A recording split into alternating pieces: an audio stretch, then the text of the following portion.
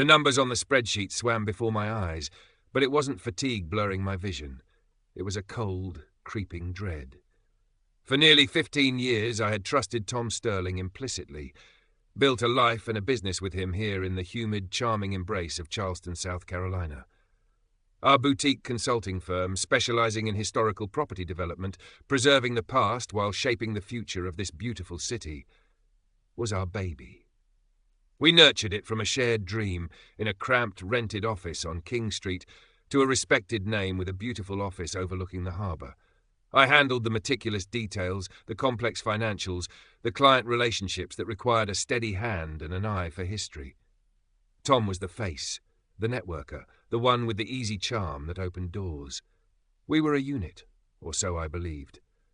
The discrepancy was small at first, a few $1,000s tagged to client entertainment for a project that had wrapped up months ago, easily dismissed as a late invoice or a bookkeeping error. But my mind, trained to spot anomalies in balance sheets and budget projections, couldn't let it go. I dug a little deeper, cross-referencing dates, vendor names, locations. The pattern that emerged wasn't an error. It was deliberate, and it led me down a path I never wanted to travel.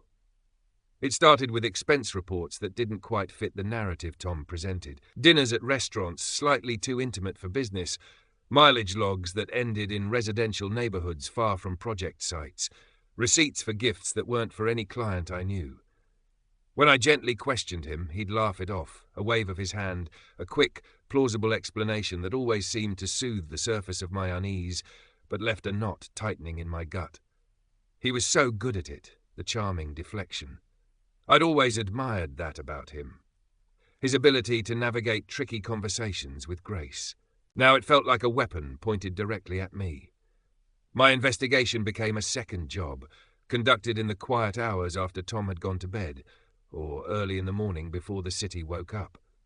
I learned to navigate our shared cloud storage with stealth, to check the history on the office tablet he sometimes used, to look at his calendar not just for appointments, but for patterns, for gaps, for recurring entries labelled with vague initials or project codes that didn't exist.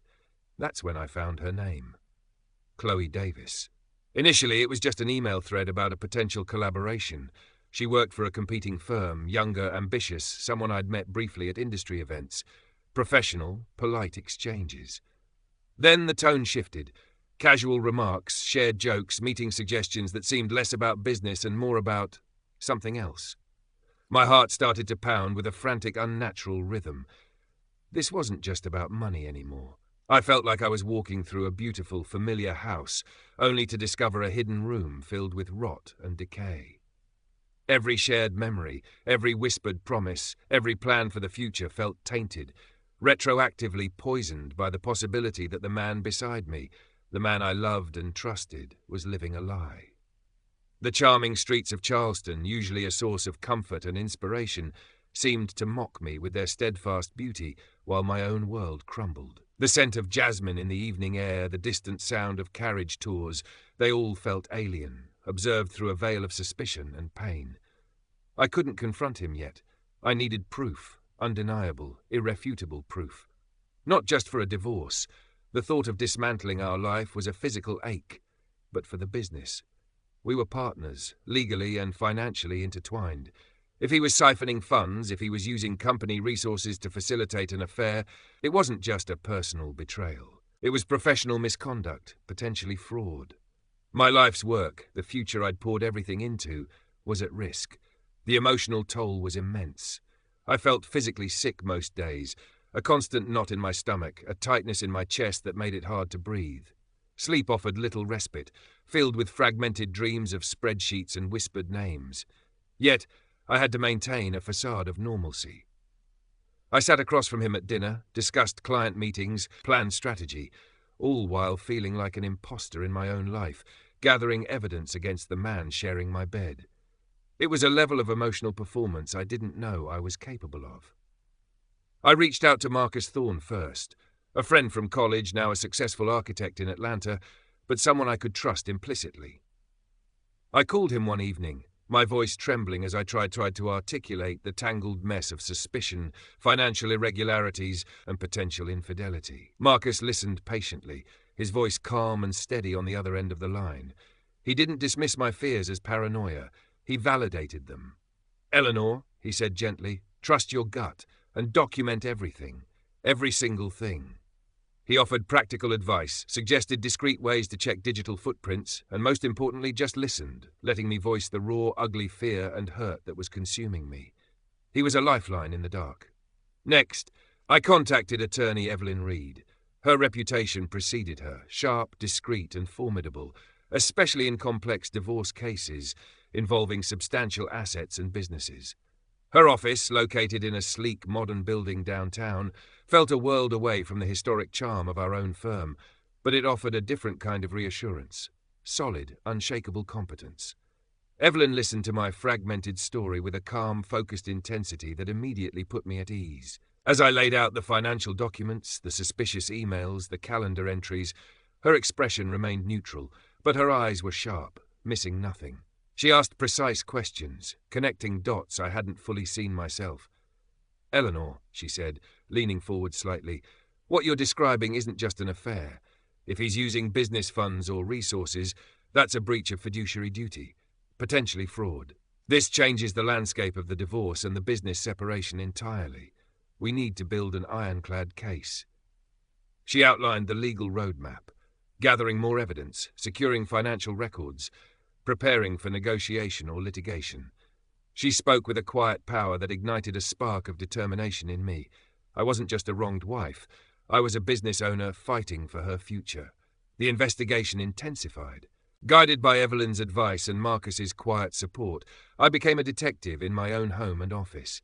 I learned to check the recently deleted folders on shared devices to recover files Tom thought were gone forever. I found more emails, increasingly explicit, discussing not just intimate details, but also how to justify certain expenses, how to schedule meetings when I was out of town, how to keep their tracks covered. Chloe wasn't just a passive participant. She was actively collaborating in the deception, even suggesting ways to bill their special projects back to the firm.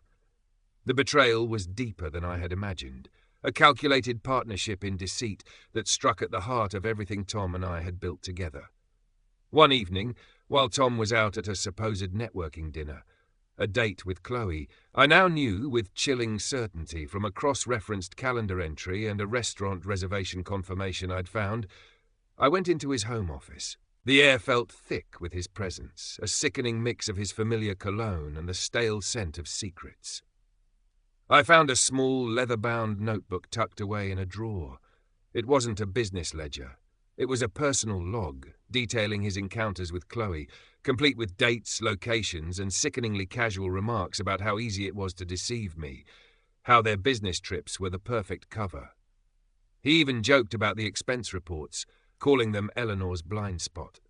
Reading those words was like being physically struck. It wasn't just the infidelity, it was the utter contempt, the mockery of my trust, the casual cruelty. My hands shook so violently I could barely hold the notebook steady.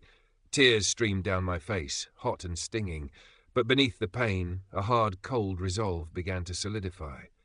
He didn't see me. He saw a naive fool, easily manipulated. He saw an obstacle to his needs and desires, both personal and financial. He saw a blind spot. I would show him just how clearly I could see. I photographed every relevant page of the notebook, every incriminating email, every suspicious financial transaction. I organized everything into digital folders, encrypted and backed up in multiple locations. Evelyn had stressed the importance of a clear, undeniable timeline, and the evidence painted a damning picture of a long-term affair, intertwined with deliberate financial misconduct, all conducted under my nose using the resources of the business I had helped build.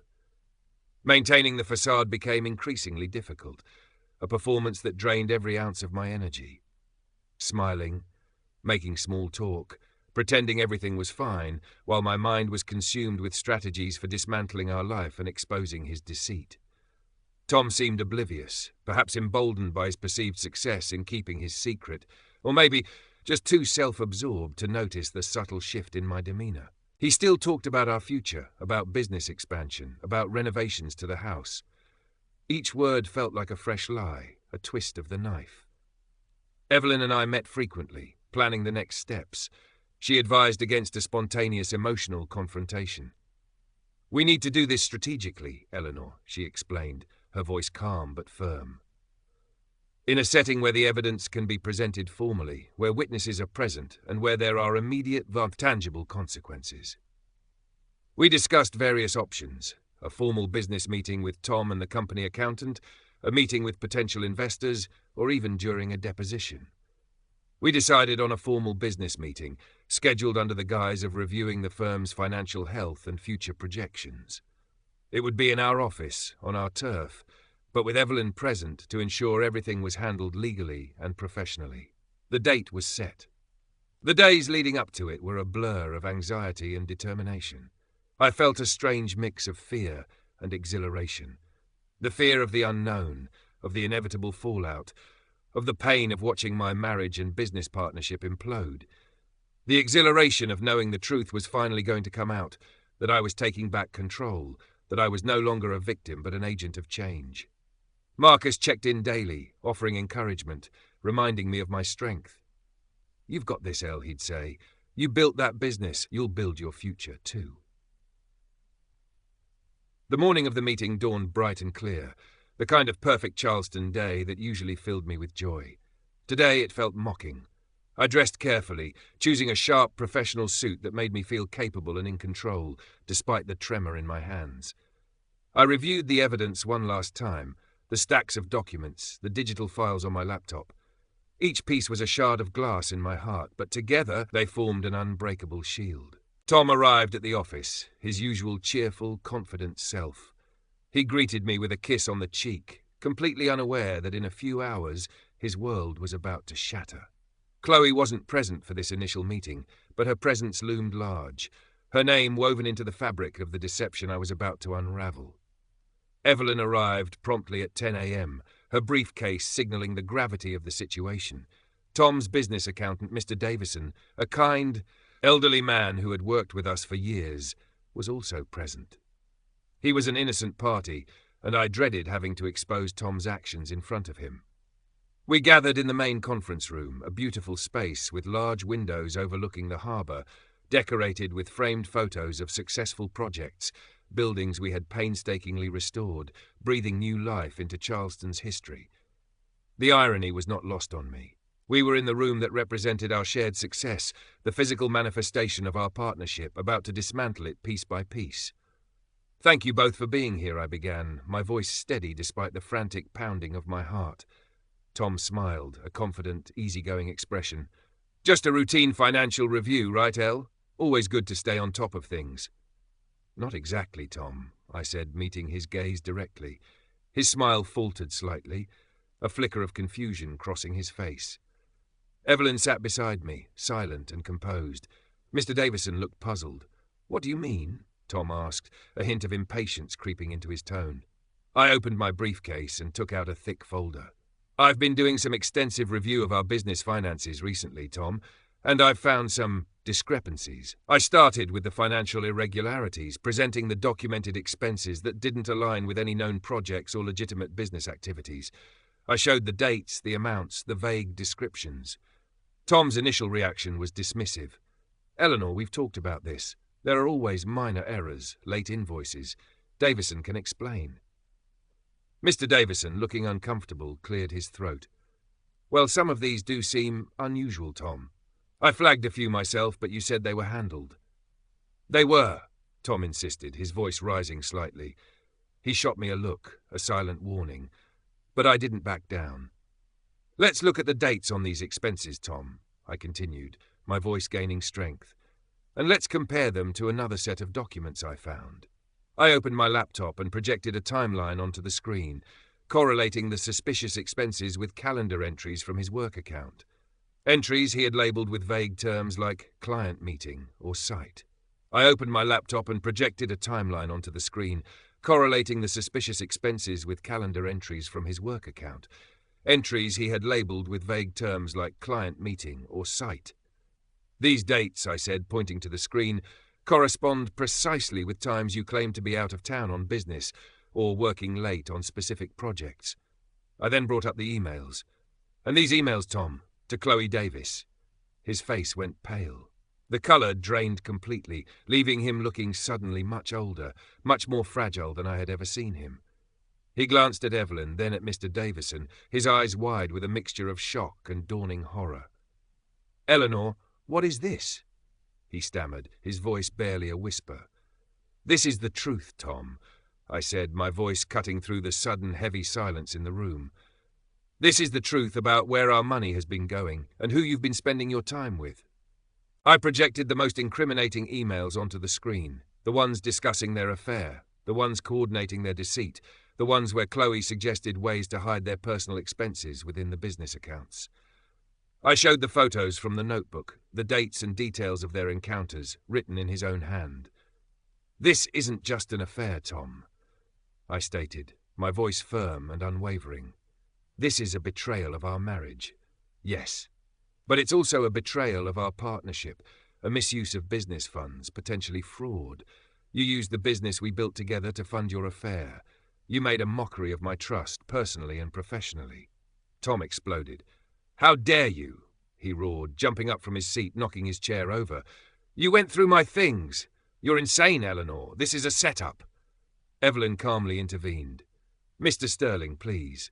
Your wife has presented documented evidence. Any further discussion should involve legal counsel." "Legal counsel?" Tom scoffed, running a hand through his hair, looking panicked. "You think some emails mean anything? This is ridiculous." "The emails, the financial records, the personal log, Mr. Sterling," Evelyn corrected smoothly, "corroborated over a significant period. This constitutes substantial evidence of both infidelity and financial misconduct within a shared business. My client intends to pursue a divorce and dissolution of the business partnership based on these grounds." Mr. Davison looked utterly stunned, his face a mask of disbelief and sadness. "You can't do this," Tom yelled, turning back to me, his face red with rage. "You can't just blow up our lives because you found some stupid messages." "You blew up our lives, Tom," I said, my voice quiet but firm. "When you chose to lie, to cheat, and to steal from the business we built together, I'm just dealing with the wreckage." The meeting devolved into chaos. Tom continued to rant, denying the severity of the situation, trying to twist the narrative, but the evidence was undeniable. Evelyn remained calm, reiterating the legal implications. Mr. Davison sat in shocked silence. Finally, Evelyn stood up. "Eleanor has presented her evidence and stated her intentions," she announced. "There is nothing further to discuss at this time without legal representation. We will be in touch, Mr. Sterling." She gathered her papers, I closed my laptop, and together Evelyn and I walked out of the conference room, leaving Tom standing amidst the wreckage of his exposed deceit, his face a picture of fury and desperation. The air outside the conference room felt thin, but I could finally breathe. The facade was down. The truth was out. The war had begun. The fallout was immediate and intense. Within hours, news of the meeting spread through the tight-knit Charleston professional community like wildfire. Our industry, dealing with high-value historical properties and requiring significant trust among partners, clients and investors, was particularly sensitive to scandal. Tom's reputation, his most valuable asset as the firm's charming frontman, was instantly in tatters. My phone rang incessantly. Some calls were from concerned friends, offering support and expressing shock. Others were from colleagues and clients, cautiously inquiring about the rumours, their voices laced with a mix of curiosity and apprehension. I responded honestly, calmly stating that I had uncovered evidence of financial misconduct and infidelity, and that I was pursuing a divorce and business dissolution. I didn't need to embellish. The documented facts were damning enough. Evelyn had advised me to be truthful but professional, focusing on the facts of the business impropriety rather than just the personal betrayal, which resonated more strongly in our professional sphere. The emails I had sent to key clients and partners, containing a carefully worded summary drafted by Evelyn and offering reassurance about the firm's continuity under my leadership, were met with varied responses. Some clients, whose projects I had personally overseen for years, immediately pledged their loyalty to me. Others, who had primarily dealt with Tom or whose relationships were based on his networking, hesitated or indicated they would seek services elsewhere.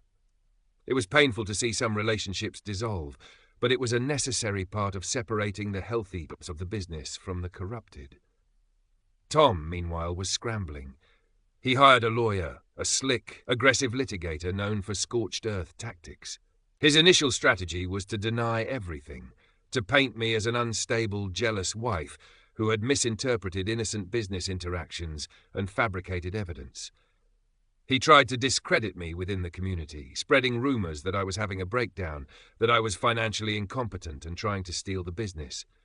But my evidence was too solid, too well documented. The financial records didn't lie, and the sheer volume and explicit nature of the communications with Chloe were undeniable. Chloe also faced repercussions. Her firm, protective of its own reputation, was reportedly distancing itself from her. She was removed from projects, her professional network suddenly shrinking. I heard through the grapevine that she was furious with Tom, blaming him for the exposure. Their affair, built on deception and convenience, seemed to crumble under the weight of real-world consequences. The legal process began, a slow, arduous battle of filings, motions, and negotiations. Evelyn was a formidable advocate, systematically dismantling Tom's defences. We focused on the financial aspects, the commingling of funds, the expenses billed back to the business for personal gain, the breach of his fiduciary duty as a partner. The infidelity, while the catalyst for my discovery, served primarily as evidence of the deceit and lack of integrity that permeated his actions, bolstering the case for financial restitution and favourable terms for me in the business separation. Tom fought dirty. He tried to freeze business accounts, hide assets, and make my life as difficult as possible.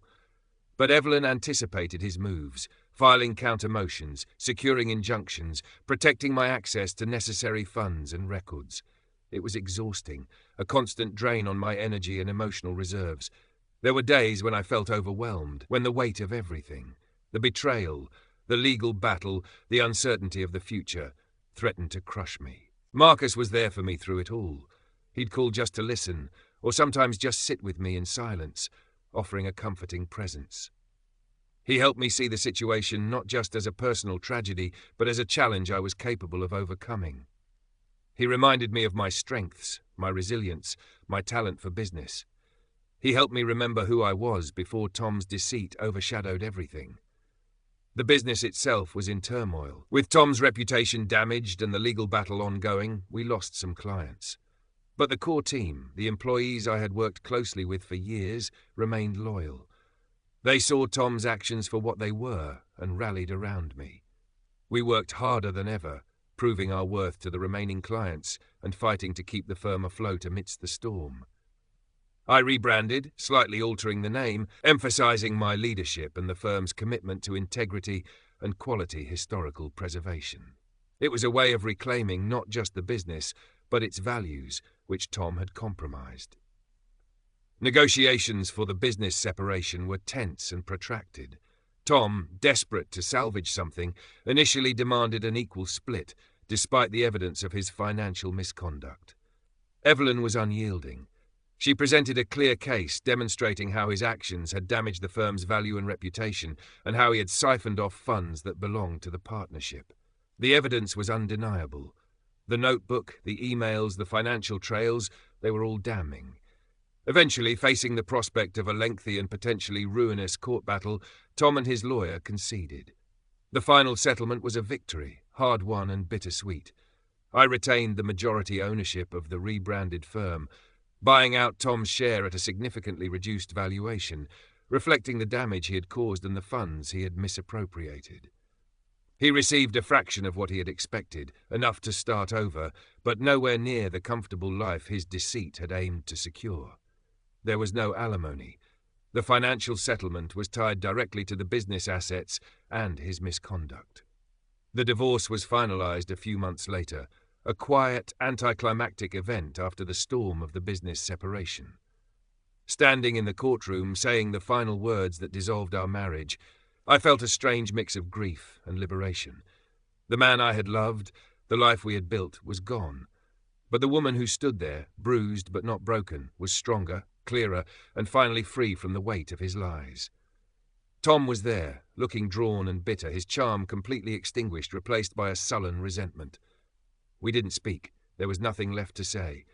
Life after Tom was quiet at first. The constant tension, the need to maintain the facade, the stress of the legal battle, it had become my normal state. Adjusting to the absence of that felt strange, like the silence after a loud noise. The house, once filled with our shared history and his deceptive presence, slowly began to feel like my own again. I redecorated, removing the pieces that held too many painful memories, filling the space with things that reflected only me. The rebranded firm, now called Vance Historical Consulting, began to thrive under my sole leadership. The clients who stayed were loyal and appreciative of my integrity and expertise. New clients, drawn by my reputation for meticulous work and ethical practices, started to come in. I focused on the work, pouring my energy into preserving the beautiful architecture of Charleston, finding a sense of purpose and satisfaction in building something honest and enduring. Tom and Chloe faded from my immediate world. I heard occasional whispers through the professional grapevine, Tom struggling to find new work, his reputation making him toxic in the close-knit industry. Chloe had reportedly left Charleston, unable to find a foothold after the scandal. Their attempts to build something on a foundation of deceit had failed spectacularly. I didn't actively seek information about them, but I didn't shy away from hearing it either. There was no gleeful schadenfreude, not like in some stories I'd read, but a quiet satisfaction in knowing that actions have consequences, and that I had played a part in ensuring they faced theirs, not out of petty revenge, but out of a need for justice and to protect what was rightfully mine. One evening, months after the divorce, Marcus came over for dinner. We sat on the porch, the humid Charleston air thick with the scent of magnolias, sipping iced tea. I told him about the firm, about the new clients, about the house finally feeling like home. "You did it, Elle," he said, smiling. "You didn't just survive, you rebuilt stronger than before." "It wasn't easy," I admitted. "There were times I felt like I was drowning." "But you kept swimming," Marcus said, "and you did it with integrity. That's the difference." He was right. I hadn't resorted to lying or manipulating. I had relied on truth, evidence, and the law. It wasn't the dramatic, explosive revenge of fiction, but a strategic dismantling of a life built on lies, and the careful, deliberate construction of a new one built on solid ground. I thought about the spreadsheet, the initial small discrepancy that had unraveled everything. It had led me through pain, anger, and fear, but it had also led me to a place of unexpected freedom and strength. I had lost a marriage and a partnership, but I had found my own resilience, my own capability, and a future that was entirely my own.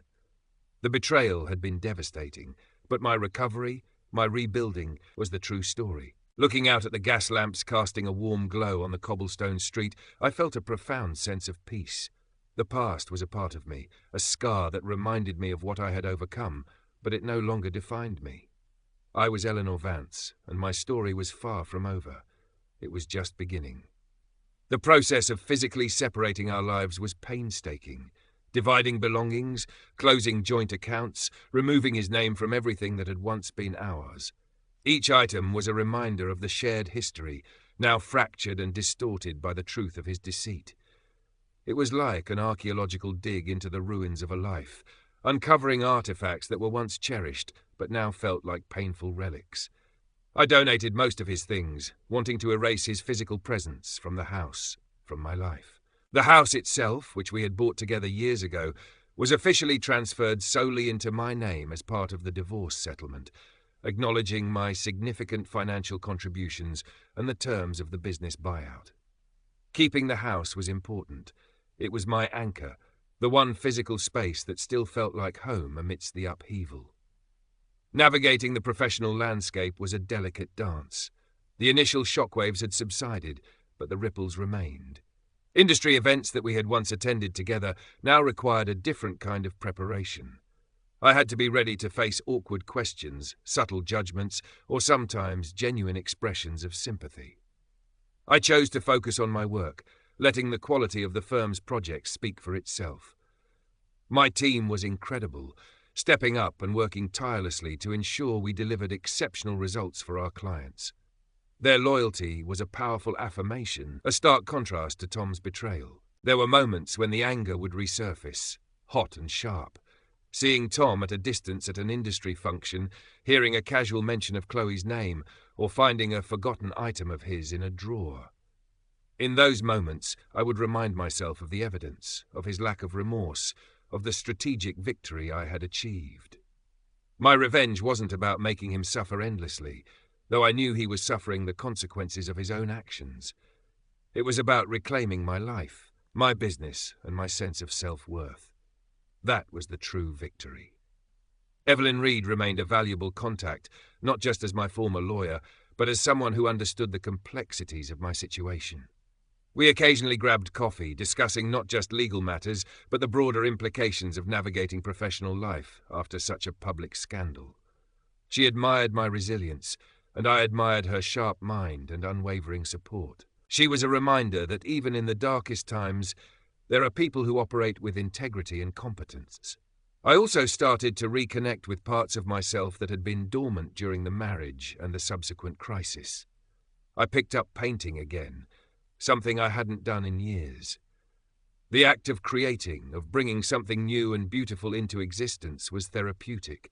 I joined a local historical society board, channeling my passion for preservation into a new avenue. I was building a life that was richer, more authentic, and entirely on my own terms. Tom's attempts to re-establish himself in the Charleston business community were largely unsuccessful. His reputation for deceit and financial impropriety preceded him. In a city that valued trust and long-term relationships, his actions were unforgivable. I heard he was trying to start a new consulting venture, but struggled to attract clients or partners. The consequences he faced were a direct result of his choices, a natural outcome of burning bridges and betraying trust. Chloe's fate was less clear. After leaving Charleston, the rumors were that she had moved to a different state, trying to start fresh. Whether she had learned anything from the experience, I didn't know. Part of me hoped she had, that the consequences had forced her to confront her own choices. Another part was simply indifferent. They were no longer my concern. One significant step in rebuilding the firm was hiring a new senior consultant. I needed someone with expertise and, more importantly, absolute integrity. I found the perfect candidate, a woman named Sarah, who had a stellar reputation and shared my passion for historical preservation. Bringing her on board felt like a new beginning, a sign that the firm was not only surviving but growing, moving forward with a renewed sense of purpose. Working alongside someone I could trust implicitly was a refreshing change.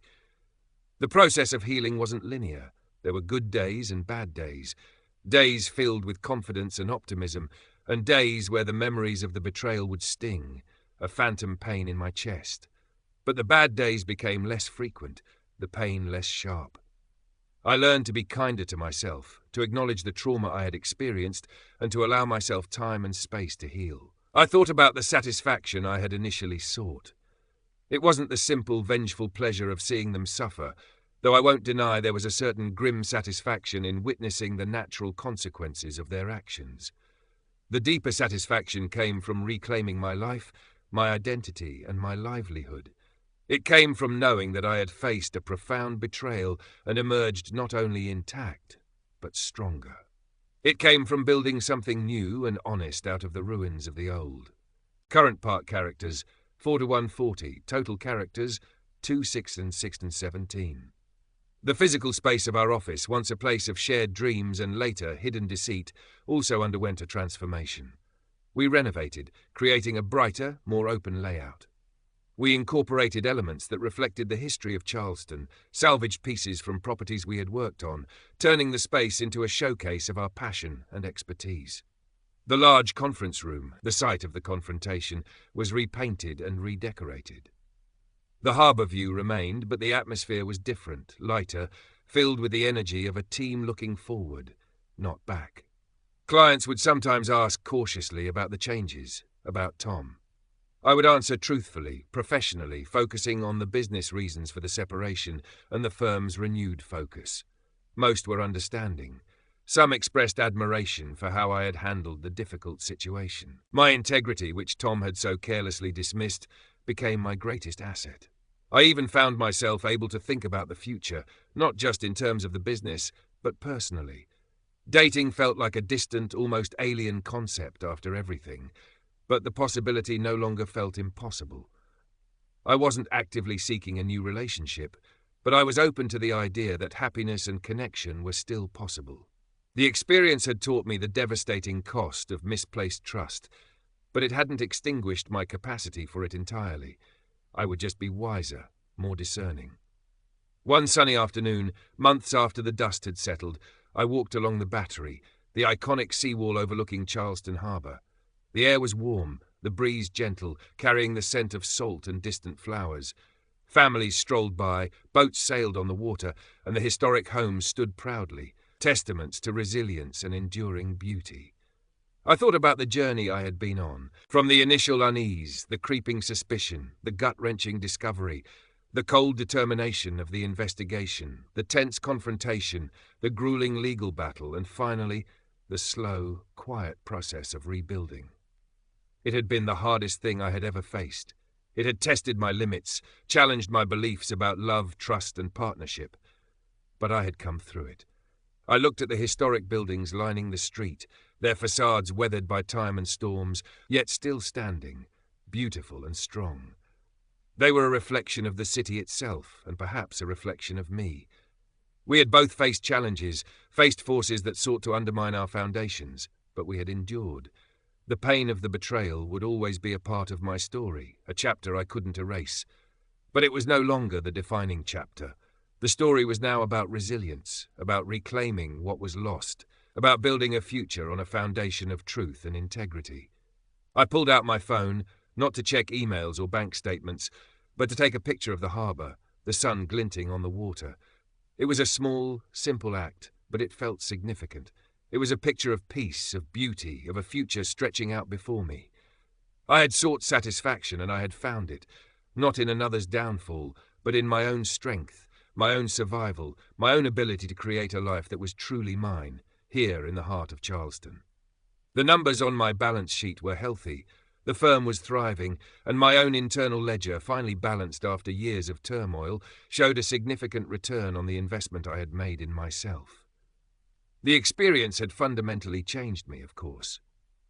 I wasn't the same trusting, perhaps slightly naive woman who had blindly believed in a shared dream with Tom. The sharp, observant eyes that Marcus had noted were now permanently attuned to subtle shifts, to inconsistencies, to the spaces between the lines. It wasn't a cynical outlook, but a cautious realism.